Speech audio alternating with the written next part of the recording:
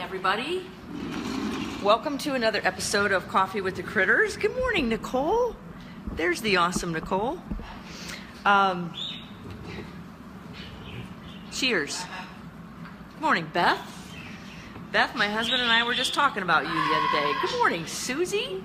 Susie from Texarkana, Sharon from Long Island, Ashley from I'm not sure where, Ashley. So yeah, welcome to another episode of Coffee with the Critters. Might be a little loud. Hey, Adrian. Adrian from Arkansas. I'm trying to remember. Carol from Chicago. Mano from Ohio.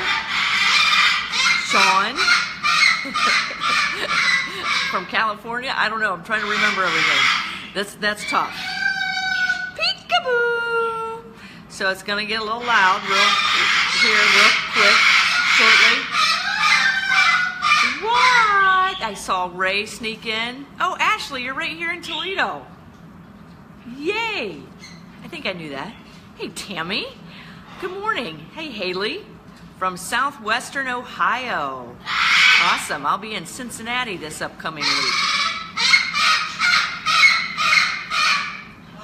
So I just got out here to the center and went live. Good morning, Jeannie from New Jersey. Jill. Jennifer from Michigan. I just got out here to the center, so it's going to get loud. Bear with me. It'll die down. Sean's from Philly. Awesome. I won't forget that. Diane from Long Island. Danielle from Miami. Awesome. Good morning. Good morning, Felicia. Yeah, so what? Some good stuff happening here. Hey, Deb.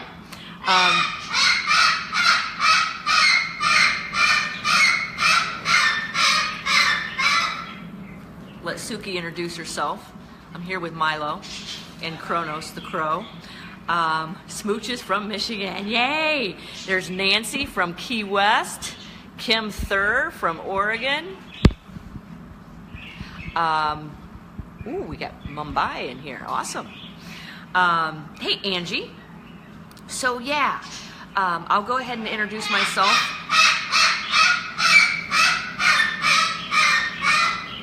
I just don't compete with that. I don't compete with that anymore. Angie from New Jersey.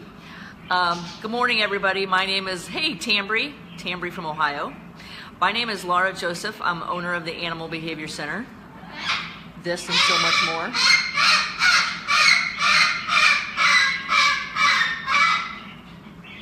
My name is Lara Joseph, owner of the Animal Behavior Center.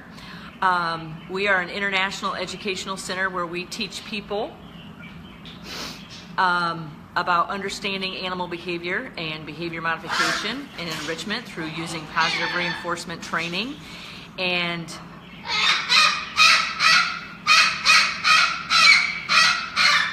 applied behavior analysis. I got it in. Hey, Lydia. And there's Lisa. I'm not surprised Lisa's on here since we're going to be talking about pigs today. We got Milo in the house. So yeah, we did some changing around here this week. Making way for a new cage that's coming in tomorrow. So if you join me, I know tomorrow is Monday. And most people will be working. But tomorrow we have everybody. Hey, Pat from Illinois.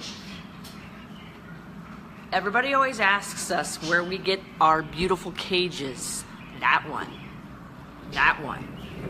That one. The one in the back. The other one in the back. As you have seen, yep, Kronos's cage has moved, and so has Suki's.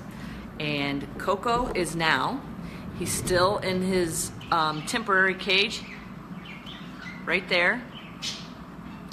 Right there.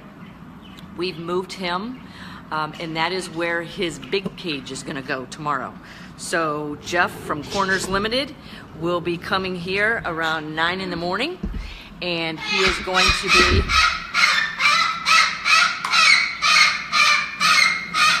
Mia in the house. Yay, chill.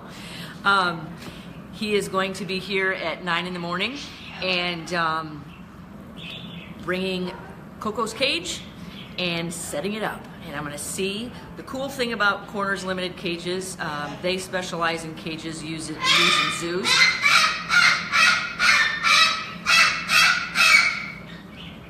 Everybody thinks the cockatoos are loud, huh? Yeah, good morning, Suki. So the cool thing about Corners Limited cages is they're customizable. You can change them.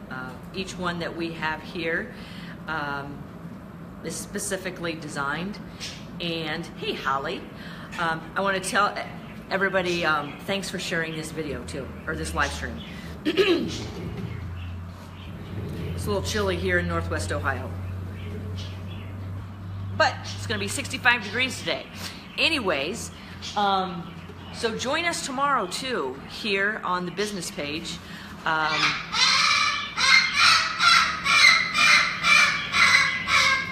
Because I'll be going live with Jeff Smith from Corners Limited if you guys would like to see him and give you some more information about their cages.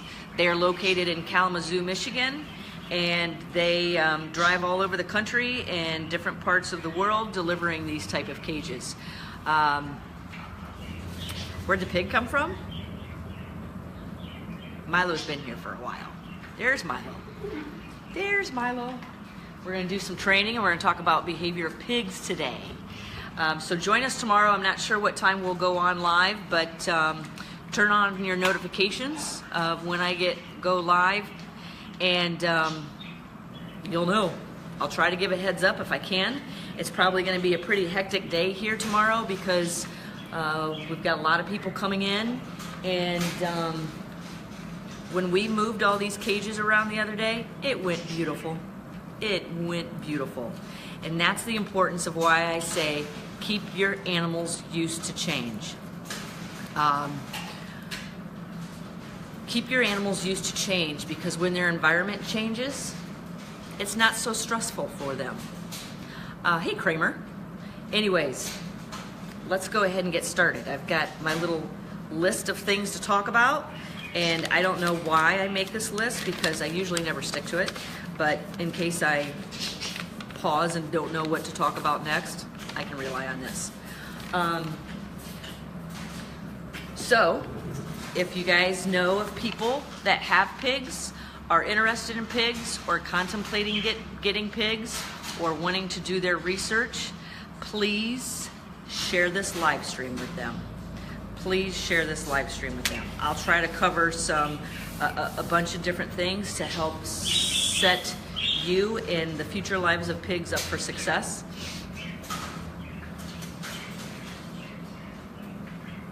Good morning. So I'm sitting here being watched by Rico on his station. We had an awesome day yesterday. Anyways, let's talk about pigs as companions. I don't like to use the word pet, but that's just me personally. I don't like to use the word pet as when talking about animals and keeping animals in our care, and because I think it gives the insinuation that the animals are there for our companionship at our convenience. And those that know what we do here at the Animal Behavior Center, we exist because we try to show people how to empower animals and understand their behavior. Good morning, Janet. Even if you don't have a pig, don't know pigs, are not interested in pigs, this live stream will still be relevant to you, because my live streams are about understanding animal behavior and raising that bar. That's okay, Deb. That's okay about using the word pet. Most people do. And it's not wrong. That's just me personally. I like to call animals and companions or educators. All the animals we get here, good morning, Brianna. All the animals we get here, we try to have them help us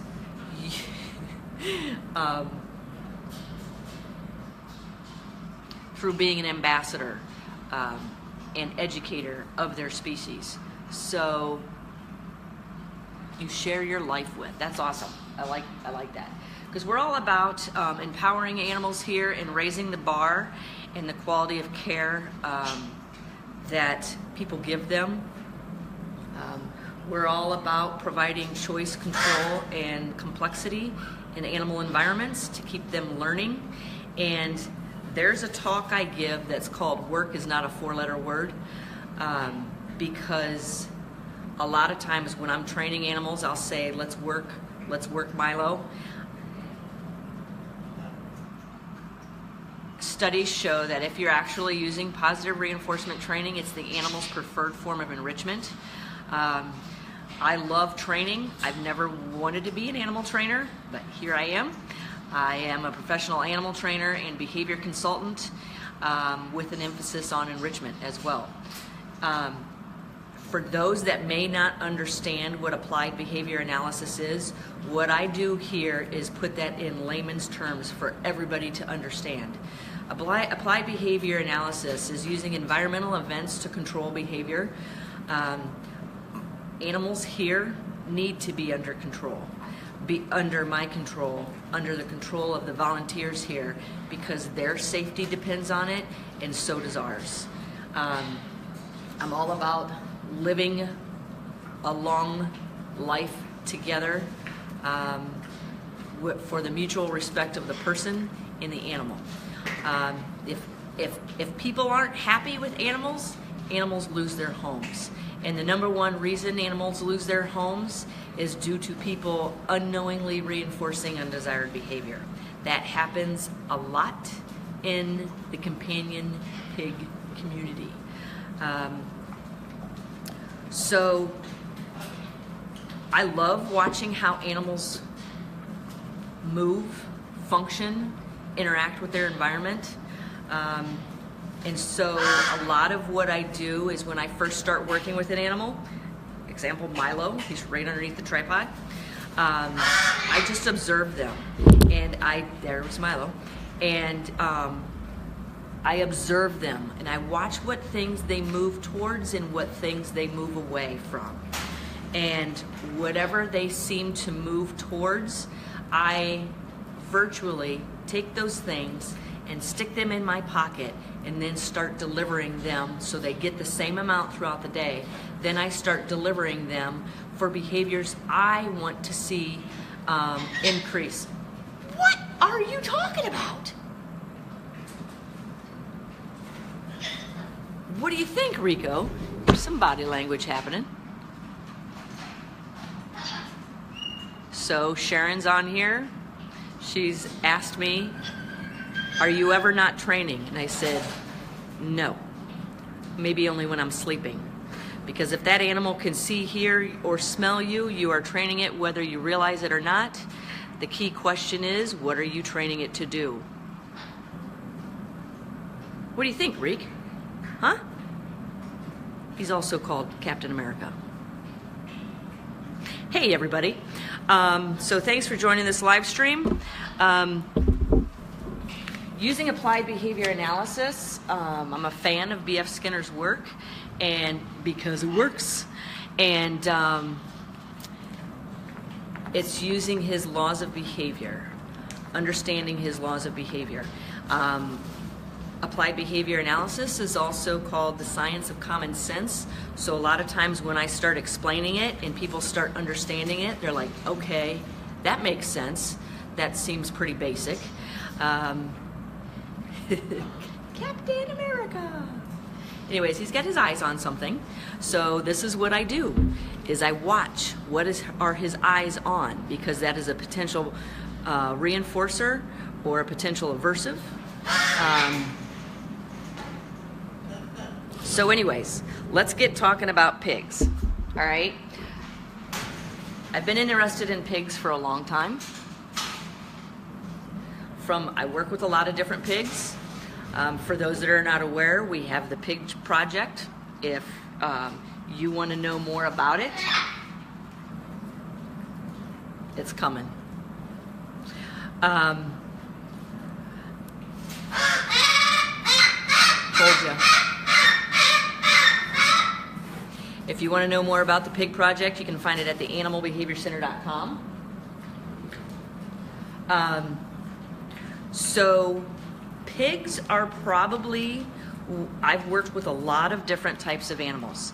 They are probably delivering a reinforcer here. He's at my feet, so I'm delivering a reinforcer.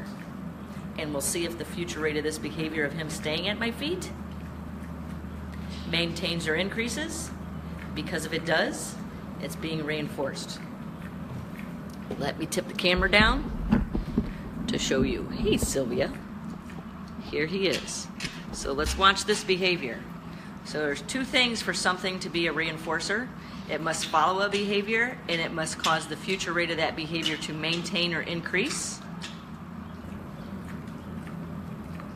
Okay? So I'm seeing the behavior of him. What is the behavior? Be specific. The behavior I'm looking for is just staying in close proximity to me. So I can tell. We're going to talk about body language. I don't know if you can see his little mohawk's going up. Somebody asked me the other day, what does that mean when his mohawk goes up? And I was like, well, it depends on the environment. It's contextual. It depends on the environment at that time. So in this instance, it means he's enjoying it. In another instance,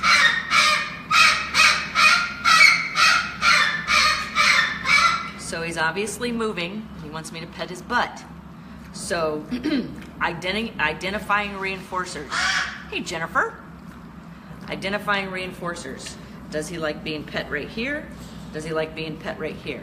I know when you rub his butt cheeks, his mohawk goes up, and I know that is a highly valued reinforcer. Moved again. Right.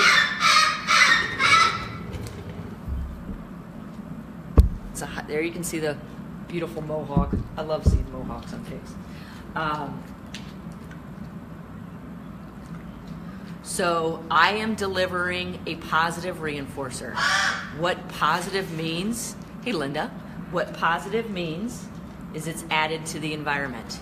Positive reinforcers are, let me move and see if I can get him to move with me. Positive reinforcers are always things of value to the animal. It is always, I get your butt. It's always the animal that determines the reinforcer, never us. Another thing is, you don't reinforce a pig, you reinforce behavior. So we've got a serious mohawk going on right now. Come here. So I'm currently in the process of training Milo. I'm using an environmental event right now to get behavior. I want him more on camera, so I've moved. Me moving, that's an environmental event. Over here.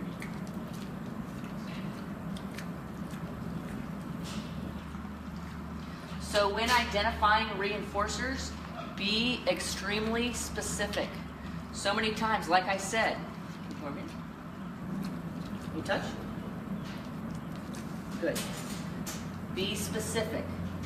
So he touched, I'm trying to deliver a reinforcer, he's looking for food. So that reinforcer I was just giving is not of high enough value. So this is why I tell people, build your list of reinforcers, because when the environment changes, you bet, so will the reinforcer. And if you have a list of reinforcers, you can keep on reinforcing desired behavior.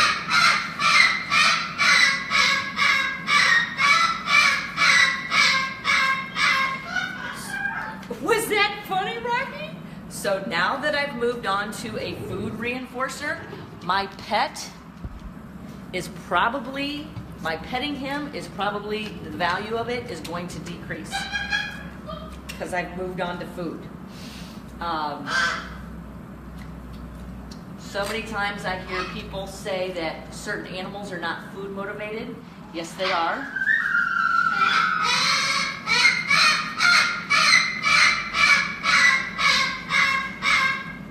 Yes, they are, or they would not be alive. So moving from point A to point B in an enclosure to get food, that is a reinforcer. The food is the reinforcer for the movement. The key question is, or the key point is, just be specific. I'm taking a look at the camera to see what you guys are saying. Right, Jennifer. They just haven't found the right food. So, that is so pretty, Rocky. My vocalizations during the live streams are vocal reinforcers for behavior in the background that I want to see maintain or increase. Rocky, that is so pretty. So what I was saying, here's a reinforcer, here's a different reinforcer. And a lot of times in my live streams, I tell people, if you have to move the animal in any new position, or if you have to move your body parts in new positions, you are training a whole new behavior. We were just talking about doing, we were just doing a live stream. That's right, Rock. Doing a live stream the other day in a training a voluntary hoof trim with pigs in the pig project. Yeah, most people don't understand the principle of reinforcement. Good morning, Vicki. And we were talking about if you are, I was trimming this hoof. If I move to trim, I have a feeling. Rocky talks like Charlie Brown. If you have to trim this hoof, don't expect that you can come over here and train this hoof. And if he is thoroughly trained to have this hoof trimmed, when you move over here to trim the other hoof, you are training a whole new behavior. The importance in that is meaning don't expect the pig to understand what you're going to be doing when you move to a different different body part. So, okay. So him backing up is telling me that's not working for me right now. So I always pay attention to that. And what? I pay attention to his vocalizations. So that little squeak, squeak that he's doing, he does that when he's getting, it's a good sign. Let me move the camera back up temporarily, because I want to see what you guys are saying.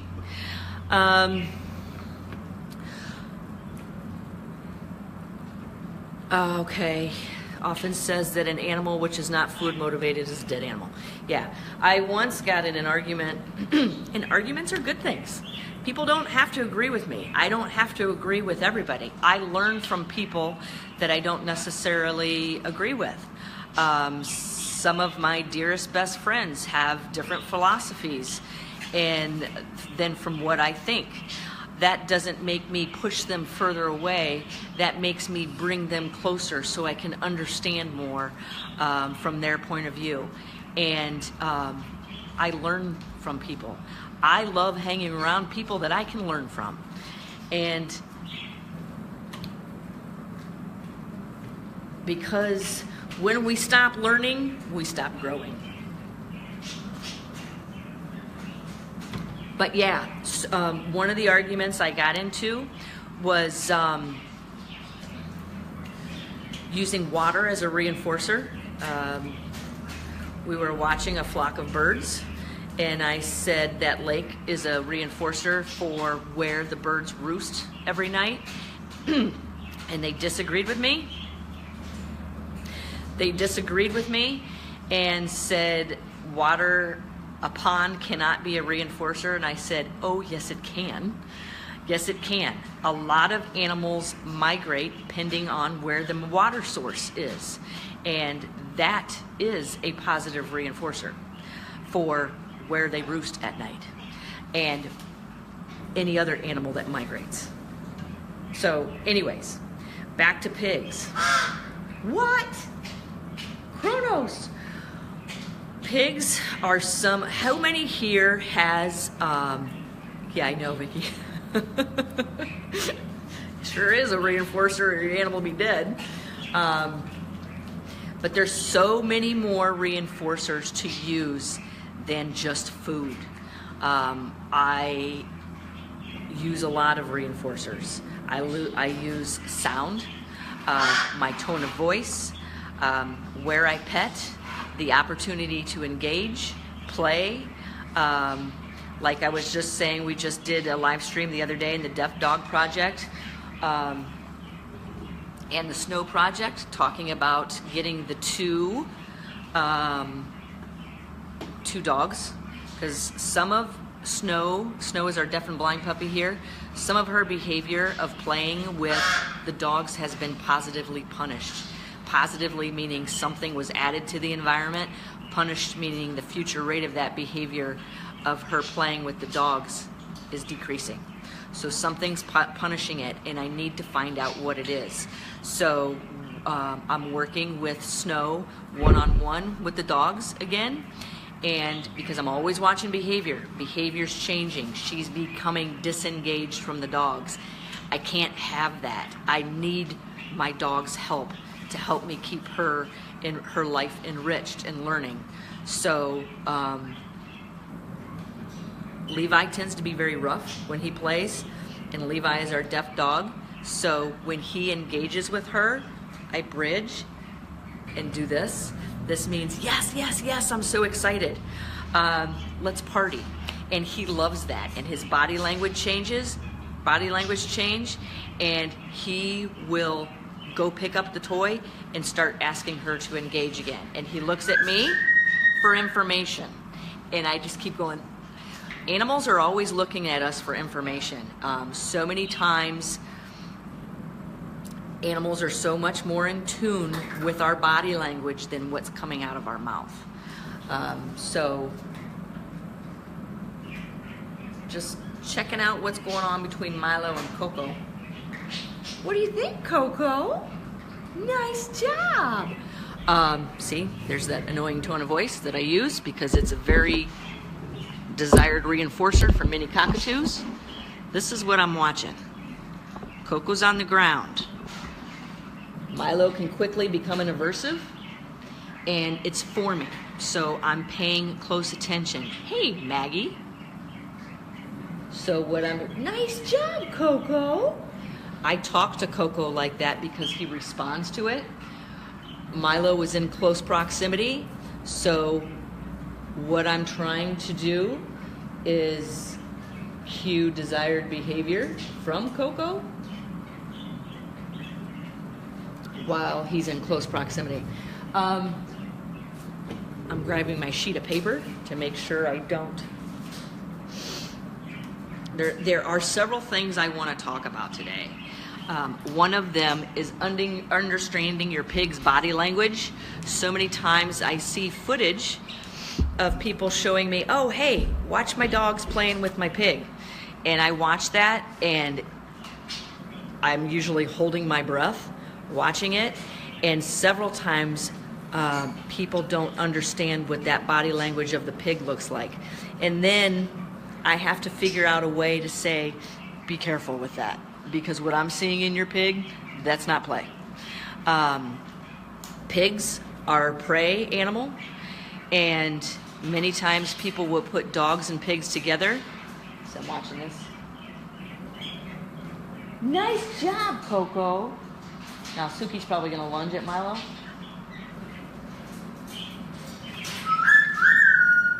Milo, come here.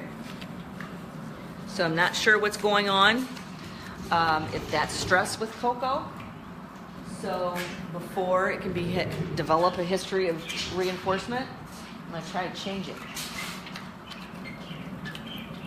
So a lot of times,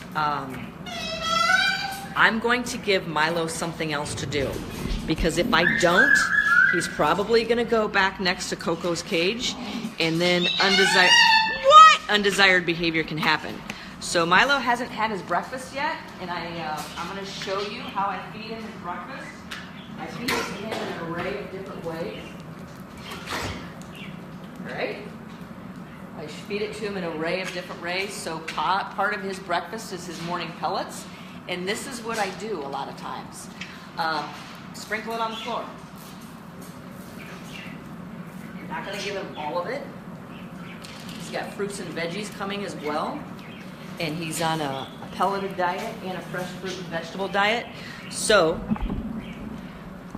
he could easily eat his food out of a dish in probably 10 seconds. And instead, this gives him, what do you think, Brock? He could keep going towards Coco's cage, and he probably would. But if you want, who told you that? What? If you want to change a behavior, in order to change a behavior, you need to replace it with another behavior. So many times people just tell the animal what not to do versus what to do that's going to earn reinforcement. So I did drop some pellets back by Coco's cage.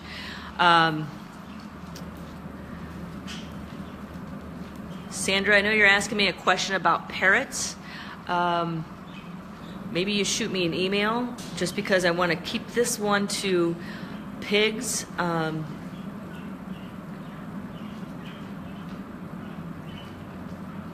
Yeah, you're asking a breeding question, Sandra, which I am not.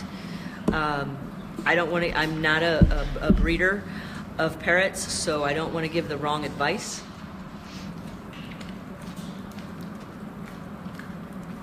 But anyway, see how much longer this takes him to do? So this is just something simple. This is something very basic, very simple. And a lot of what we do here and also within the pig project is show different types of enrichment. So there's a, this is one of my favorite foraging toys here for pigs, for not parrots, for pigs, dogs. One of my favorite. I just forget what it's called.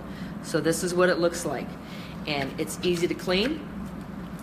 So when you open it up, you can clean it like this. But then when you fill it with food, like I'm gonna give him the rest of his breakfast. A little part of it. So now I put the pellets in there. It can come out a small hole here, which it's dropping out right now. Or you see how it's in there, and when the pig rolls it, it goes under that lip and it doesn't fall out. I use this for the dogs too. This is a nice soft rubber, so it's not clanking around and banging into the walls. Let me go ahead and set it down.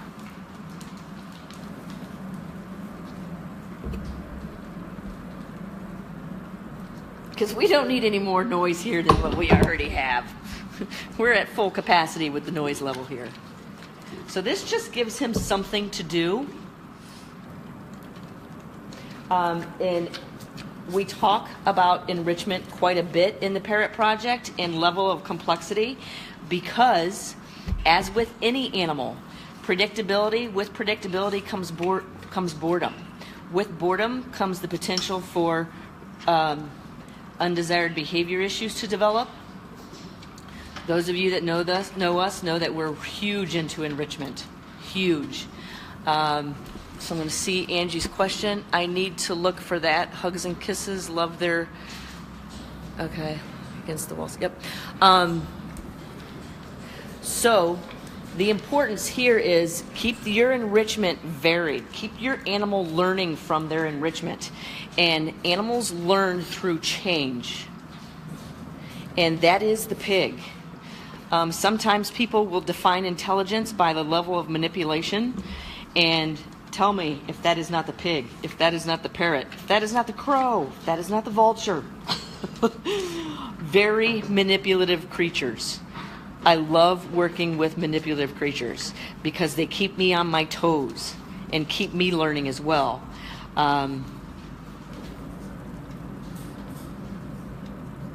So just like in all the cages here, you will see We set up cages and enclosures due to how that individual animal moves. If they're flighted, if they're not flighted. That used to be an enclosure we kept Milo in as well. And it's not necessarily about the size of the enclosure. It's about the things to do within it. And that's where the enrichment comes in. We do a lot of training here with different animals via off contact, where we don't even touch them, but we're still training them. Milo is 3, Janet, and he's about 50 pounds. And he's trained to do so many things. A lot of the things that I train animals to do here, because we have a good amount of animals, is a lot of grooming and husbandry behavior, a lot of vet prep visits. That is why we teach a station, because we like to make animals' environments as stressless as possible. And yeah, I think see, there's another one. There's another one in Snow's pen, which is getting ready to come out. She doesn't really need that anymore. Anyways, I want to show you something else we do as far as enrichment for pigs, and this is just a few of the things. See that? See all that? It's all frozen food. See all this? This is parrot food that's not eaten, and then so we freeze it, and then we throw it in different foraging toys, and we'll set that down, and that can keep a pig's interest for a very long time. I just saw, oh, we even have, you can see in here, we put food in ice cubes, and then we can stick those ice cubes inside of different foraging devices.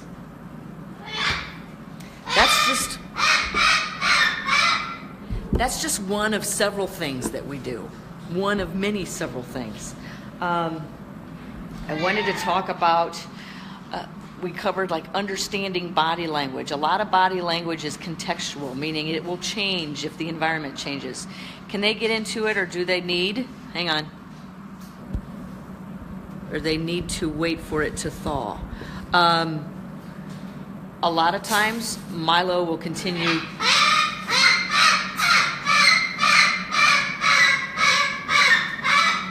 He'll continue to forage when it's frozen. If not, we always treat every individual, every animal as an individual.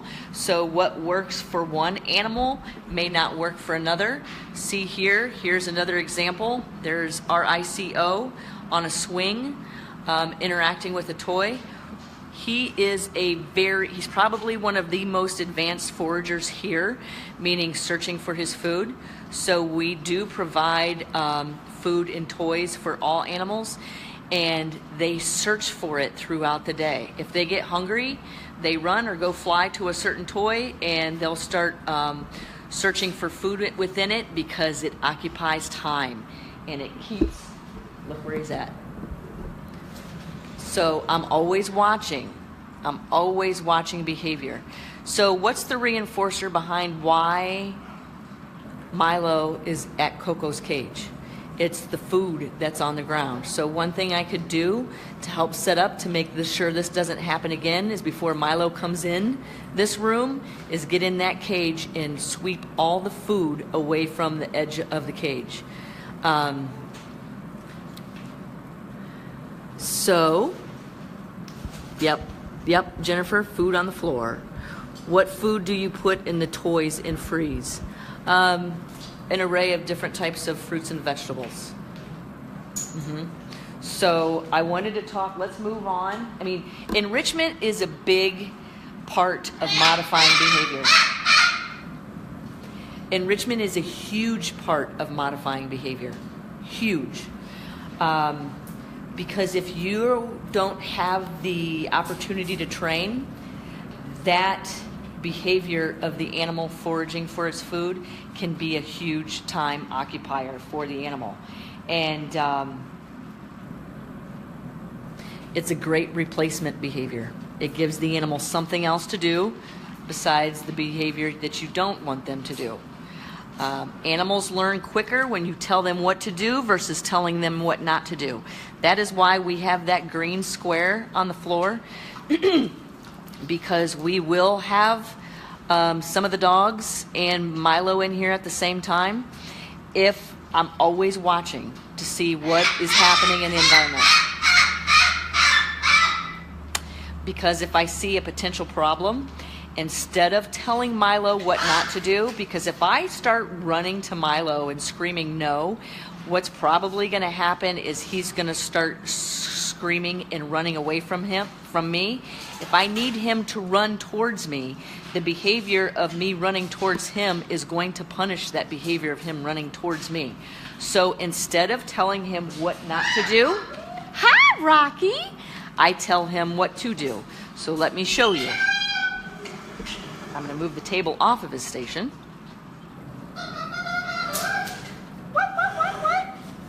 So, say I don't want him standing.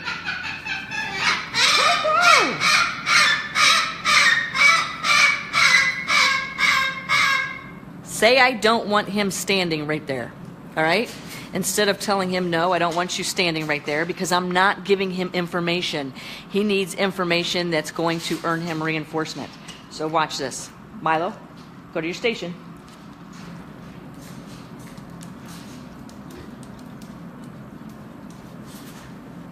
All 4 feet. Good.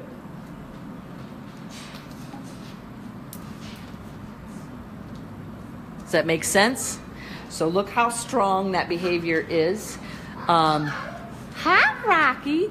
This is why we don't use force with a lot of pigs. Let me set this down.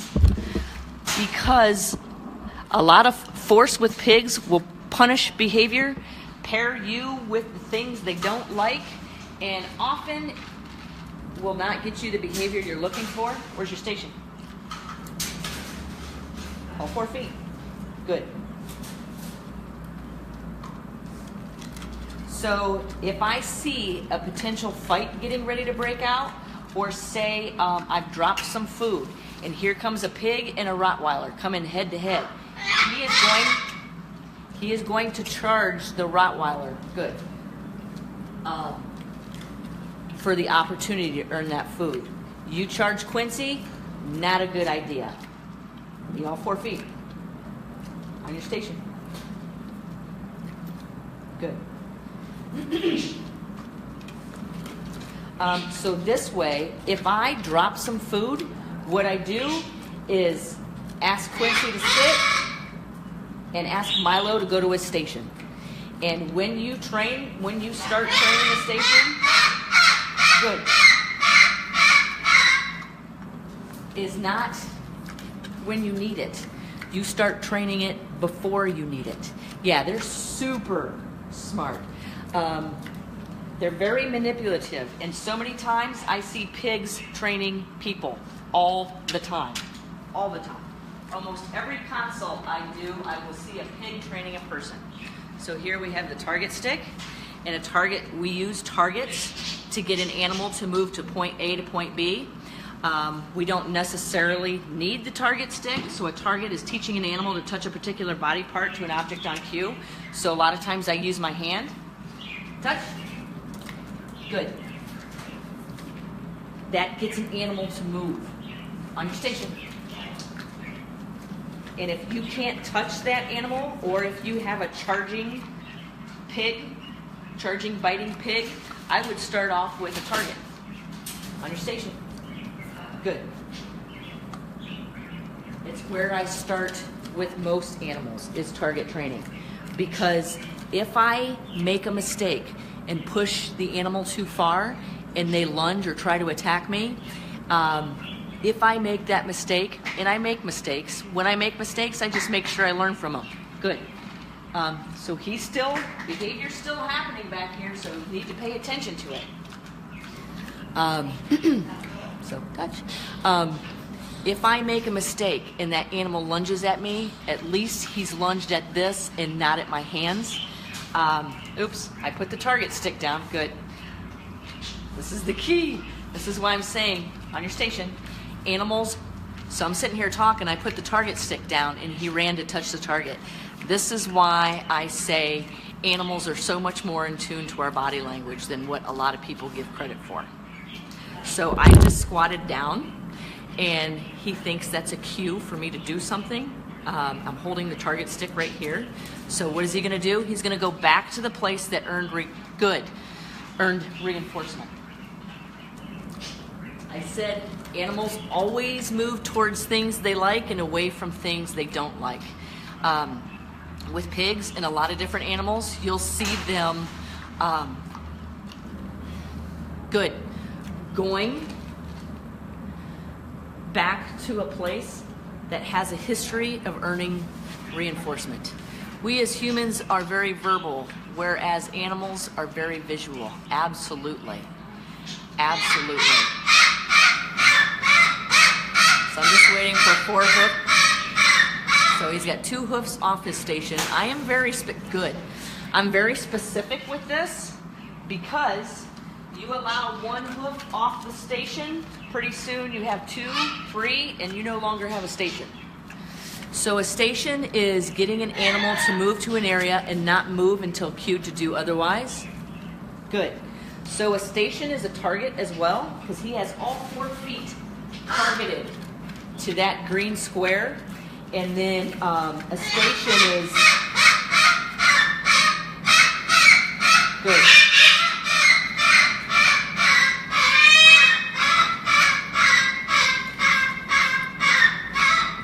A station, good, is a target with duration. So if there's an accident about to happen here, see, this time he didn't come off. Good.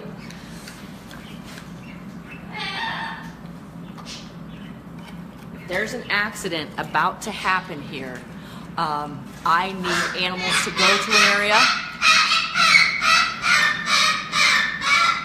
and not move until cued to do otherwise.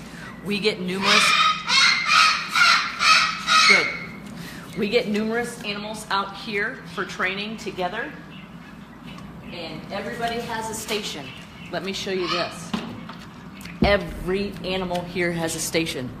Can you see this out here? Because Willie, the turkey vulture, it's not going to show you, is on hers.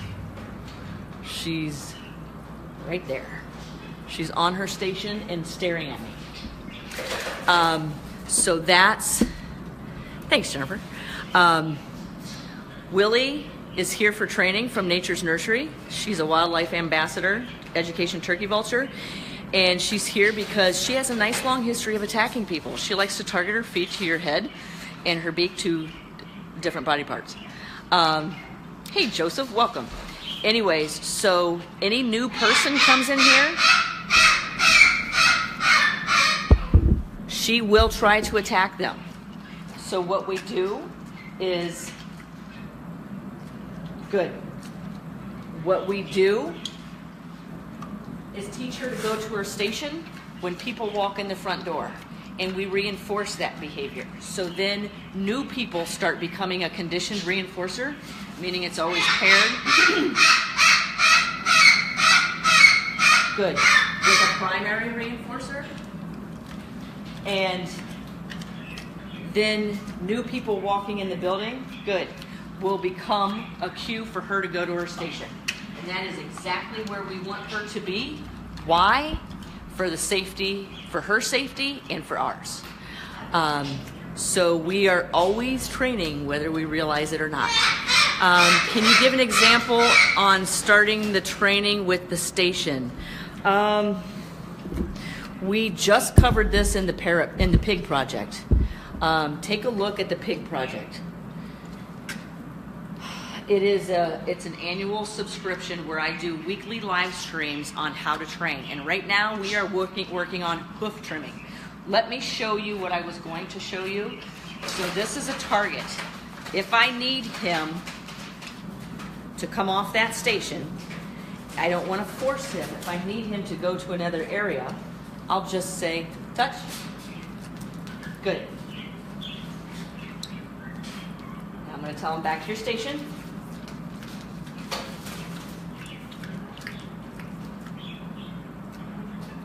On your station. Good.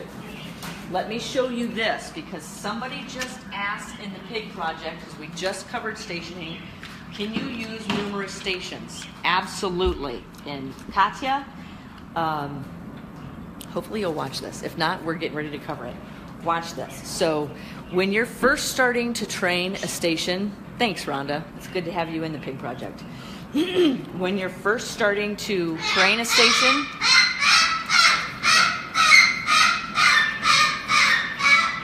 I would probably not start off with something like this. This is just duct tape on the floor. We mop heavily here every day, so we need something durable.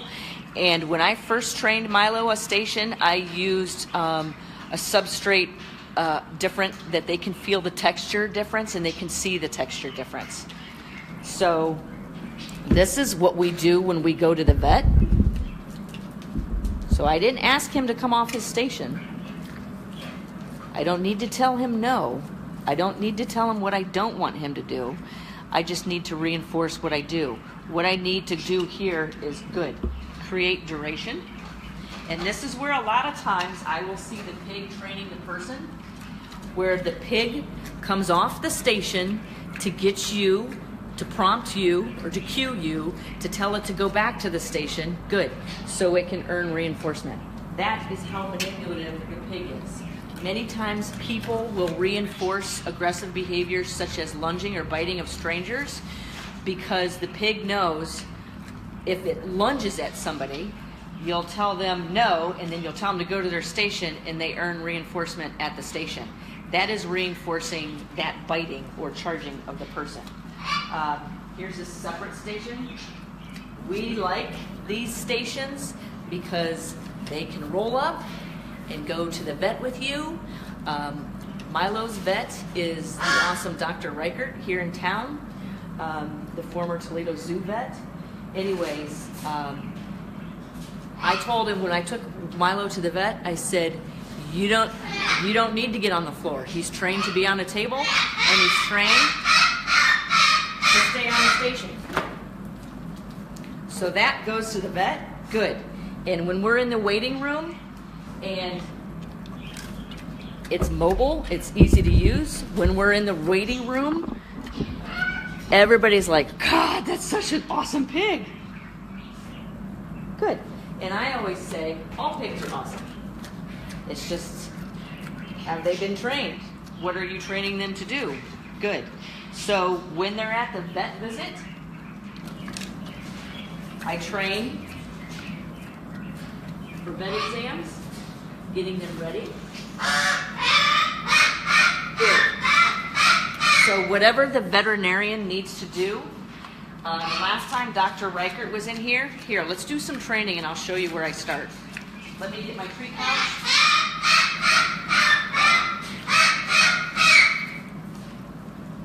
So we have not trained this yet. Let me show you where I start.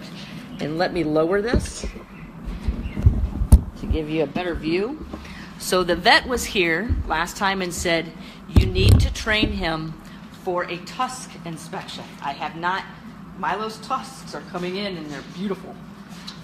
He's like, do you want me on this station? Which station? How about this station? Good. Let's do a tusk inspection. This is something I need to train.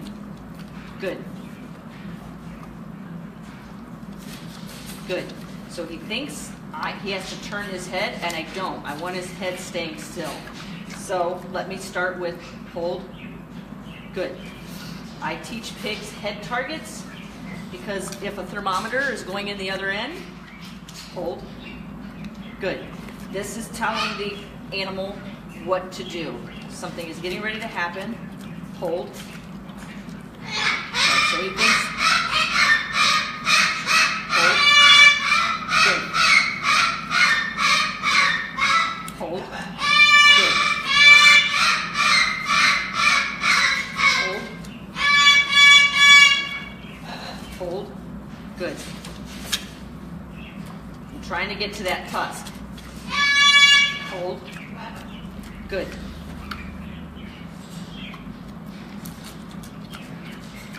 Hold. Good. hold, hold, hold. Okay, I see what's happening. This hand is paired with the treat delivery, so when it's moving to try to touch the tusk, good. He thinks I'm delivering a treat. So watch how I start pairing the two hands together and I start slowly moving this one. Hold. Good. So start where you're getting the behavior. Hold. Good. Hold. Good.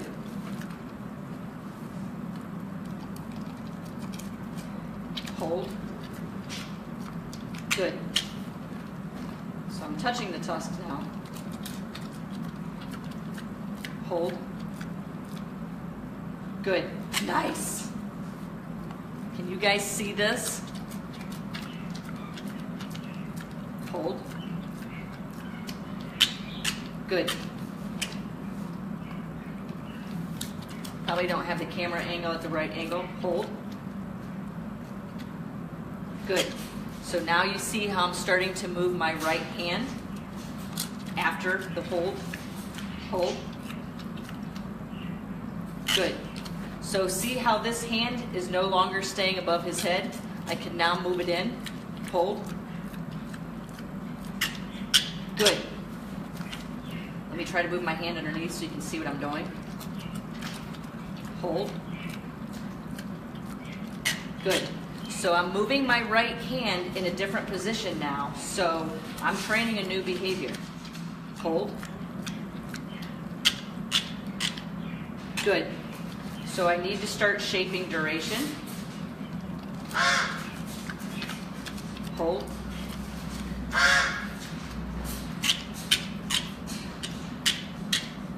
Good.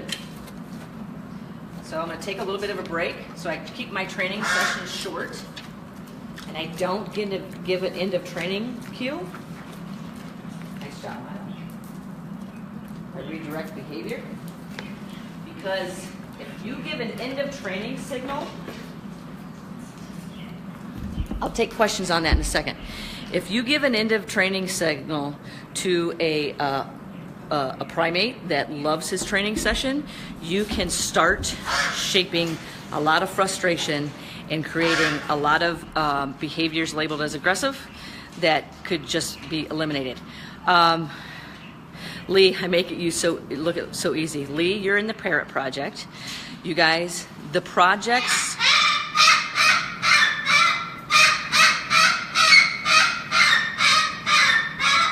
The projects are online live streaming classes for the year. They're not classes. You attend when you can and you watch the replays. And the importance of the live stream isn't necessarily that it's live, that you would attend live. It is unedited training. So when I make mistakes, which you just saw me make several, I need to make mistakes to know where I need to start.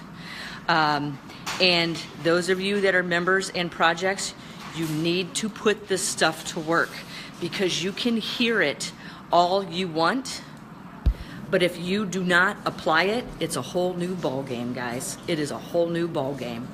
The learning comes in the application. You like that, Adrian? That was cool. We can start showing some of that in the membership program too, Adrian. Nicole says, but just because he will let you do that, does that mean anyone can? How do you train a different person? Nicole, that is a fabulous question. Remember me saying, anytime you need to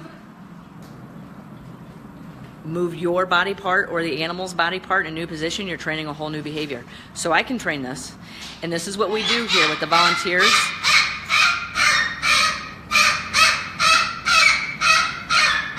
And I show the volunteers training in the live streams because I can do these behaviors, but now you have to do it. So if you have to do it, you are training a whole new behavior, shape it, okay?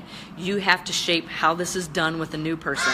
But if it's a behavior the animal already knows, they'll usually pick it up super fast. So anyways, it is 10 o'clock. My volunteers are showing up. For those of you, thank you for sharing this live stream.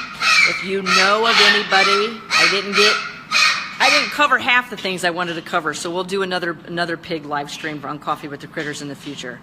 If you know of anybody that is interested in pigs, please share this live stream with them, and take a look at our pig project. You can find that at theanimalbehaviorcenter.com. Thank you for all the hearts, guys. And if you have any questions, you can email me directly at Lara@theanimalbehaviorcenter.com, or just message us here on the Animal Behavior Center's Facebook page. All right. Thanks, guys. Have a great Sunday. Enjoy this beautiful, awesome day. See you guys. Say bye, Milo.